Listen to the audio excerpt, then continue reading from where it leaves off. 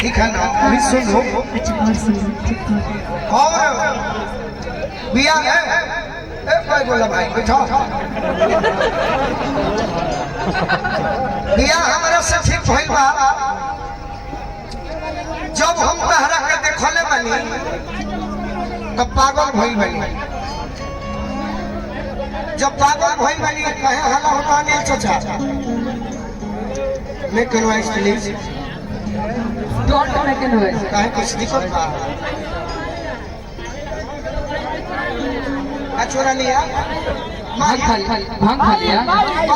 भाई कोई लेके गया है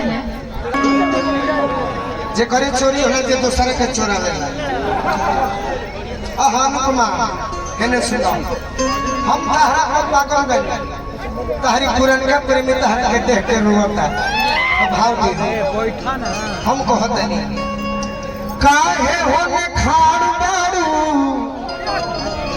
अरे चौका पचला ए हो बाबूजी के छोड़ा हाथ पियावा के धारा हो तो बेकराई चली अरे कराओ इंतजार हो हम एक लाइन में हमने भाई हट अभी तू लोग के हो बाकी फरमाइश ऐसा तब लड़की कहती है मैंने अनुपमावा कहतिया ए बिकुआ खाती कि मारो के पास भागे मारो के पास भागे रोता यार हसीनुर जन बोली हो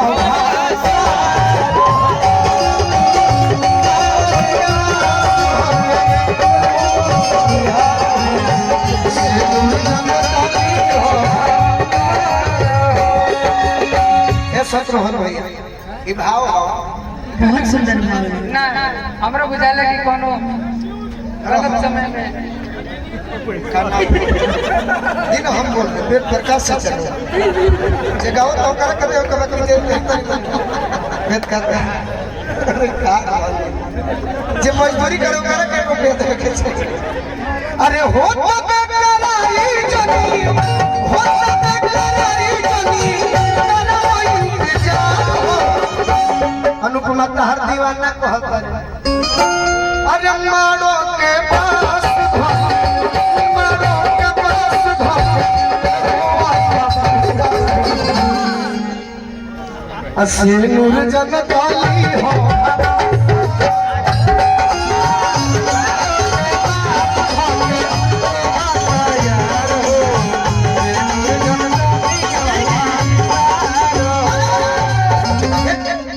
कहता यार आने बता दे फेंका जाता तो का करो वैसा नशा में बड़ा का नशा में बनी हम नशा में रही लगा हम रोन बनिला नहीं वो तो आप दोनों है ना नशे नशे में तारा के देख के पहले टी सीरीज रहे हम मजा दिला श्रोता के जमाईला गंगा कंपनी में हम गाना सुनत रहने आज हम नायका हो गए कि सारे सिकवे गिले भुला के कहो ये कहो वो कहो पहले गीत रुआ सब सुन ले होगा तो ताली बजाए पहले करे की कहे इन्हीं लोगों ने इन्हीं लोगों ने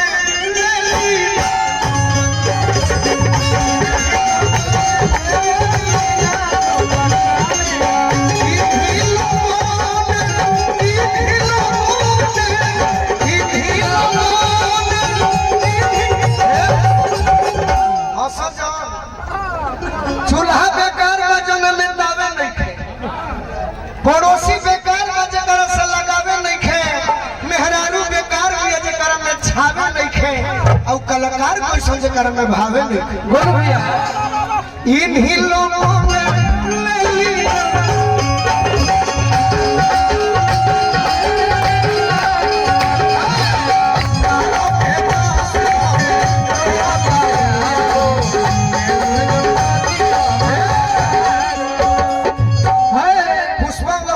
कैसे कहला पुष्पा बोलो भैया पुष्पा सोले कैसे कहला पुष्पा अरे का झुकेगा नहीं। अब मैं कहता हूँ पुष्पा रुकेगा नहीं। अरे मारो के पास